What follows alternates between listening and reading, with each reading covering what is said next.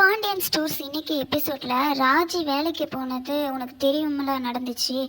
மீனாவும் ராஜியும் உன் கூட தானே எப்போவுமே இருப்பாங்க, உனக்கு தெரியாமல் எதையும் செய்ய மாட்டாங்களே, நீயும் அவங்கள மாதிரி என்கிட்ட போய் சொல்றியான்னு கோமதியை சந்தேகப்பட்டு கேட்குறாரு. பாண்டியன் கேட்டாரு. ஐயோ சத்தியமாக எனக்கு தெரியாதுங்க, நானும் அவங்க என்கிட்ட எல்லாமே வெளிப்படையாக தான் இருக்காங்க, என்கிட்ட எல்லாமே தான் சொல்கிறாங்கன்னு நானும் நம்புகிறேன், ஆனால் அவங்க எனக்கு போனதே எனக்கு எதுவும் சத்தியமாக தெரியாது அப்படின்னு சொல்லிட்டு கோமதி சொல்கிறாங்க.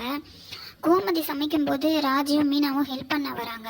அவங்க எவ்வளோ கெஞ்சியும் கோமதி ஹெல்ப் பண்ண வேண்டாம், நீங்கள் பண்ண ஹெல்ப்பே எனக்கு போதும், உங்களால் தான் மாமா என்னை சந்தேகப்பட்டார், கோவமாக பேசி அனுப்பிட்டாரு அப்படின்னு சொல்லிட்டுறாங்க. தங்கமயிலும் சரவணனும் ஊர்லேருந்து வராங்க. சரவணன் நடந்த சண்டையை பற்றி விசாரிக்கிறாரு. அதுக்கு பாண்டியன் இவ்வளோ நாள் சண்டைக்கு காரணம் தேடுவாங்க, இப்போ நம்மளே காரணத்தை கையில் கொடுக்குற மாதிரி ஆயிடுச்சு, அவங்க பேசுகிறதுக்கு பதில் கூட நம்மளால் பேச முடியாமல் ஆகிடுச்சு.